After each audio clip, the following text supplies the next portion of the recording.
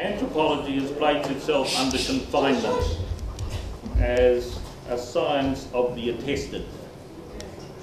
This means that it constitutes itself as history, as a history of the encounter. It is dominated, whether it likes it or not, by the event, thus by the compulsion to report. To record and to report. It places itself on the side of consumption. It ignores the possibility of production.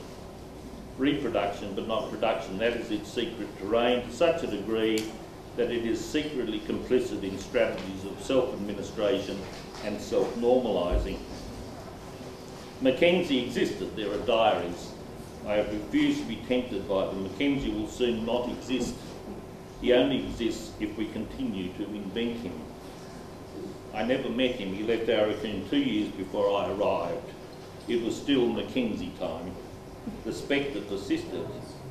Maybe Aurukun has now entered some other time, yet no one has asserted their presence the way he asserted his.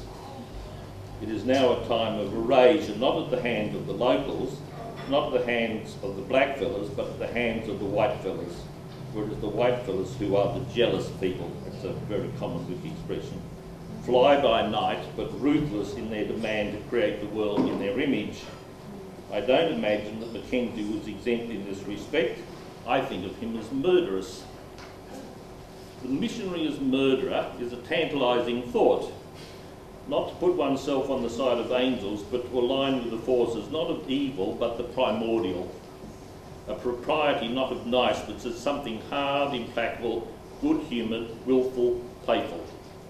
He did not appear among the dancers, but he danced. There are images of him dancing to old ladies, not mocking them, but a strange identification maybe. He smiles, but Tarjum is a dance of complaint, announcement, arousal, as if tearing your hair out and dancing on the spot, hopping up and down in extreme rage. It goes with mourning, I mean M-O-U-R, in that mourning. Mackenzie danced with a smile. He laughed. It is rare to see missionaries laugh. I rely on verbal testimony from the, in inverted commas, the natives. Not things solicited or inquired after. I was in fact not all that interested, but volunteered, let slip. I was in fact not all that interested in the inquiry. It was not a topic. At Porumparao, one old man, when you came we thought you were Mackenzie. In the photos I could not see any resemblance. Proper big man, he said, Pamakempati, a man with a big body. What I saw was a rather roly-poly, affable figure. They remembered him from when he was young. Solid body. He grew up with them, he grew old with them. The casual remark is not all that casual. The technique is to let it reverberate, for the song and the chant of it finally to be heard. Heard as we hear it, no doubt, but heard nonetheless. Literalism is the death of art and the death of meaning. The face value of things is a treacherous terrain. It is not models we seek, it's a frame of sorts. There is always an armature, a strange intention to make admissions, and a bleak, or not so bleak, confession of self. We all engage in it, sometimes we call it interest. Both McConnell and Thompson attacked him. Thompson, as I seem to remember, had channels through the church, the Presbyterian Church of Scotland, based in Melbourne. The mission regime still operated at the time of my arrival. It continued until 1976. The takeover by the Queensland government under Bjelke Petersen was undoubtedly provoked by the Church's support for land rights, the outstation movement, the Kawata case over Archer Bend, a successful appeal even to the Privy Council, and fierce opposition to mining on the lands immediately to the north of Aurukun. Mission practice is astonishingly variable.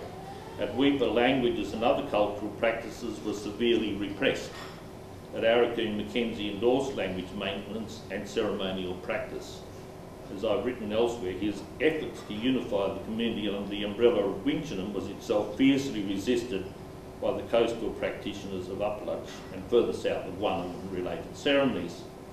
The debate was about being all in one. The resurgence of traditionalism in the early 1970s, a movement that coincided with my presence as it happened, went the other way, towards differentiation and the assertion of local affiliations. This worked against an emergent class structure based on historical ties with the mission regime. This favoured people from the north. There are endless reminders of the missionaries' promises to the more southern mobs, and the outstation movement was in this sense a calling to account. The utilitarian tends to ignore the aesthetic and sensual bases of social action. Mackenzie might be thought of as approaching the bestial. So the painting that I did, which showed him as this crocodile figure, came as a surprise to me, I tell you, but anyway. His profoundly confrontational style, endlessly commented on by weak people, matches the local valuing of the capacity to fire up, to challenge. According to reports, he himself never shied away from confrontation and refused to hide behind his whitefellow status, as a protected species, we might say. He was admired for his capacity to stand up to station owners and to engage in the rough and tumble of ordinary engagement.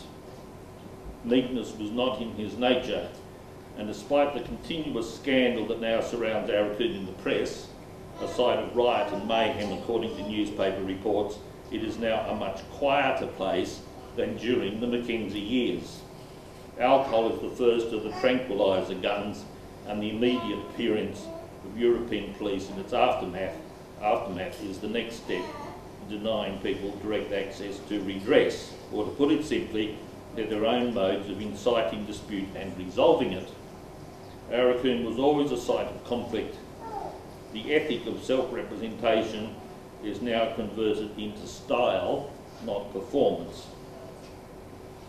Ethos is not a popular topic, yet it interests me. It interests me for the ways in which it combines morality with aesthetics. This might be a way to think about art as an effort to remoralise the life world. Secretly, it approaches the bestial, not pretty flowers, but the actual history of murderous change. It is not a politics of quietude, no matter how it is presented.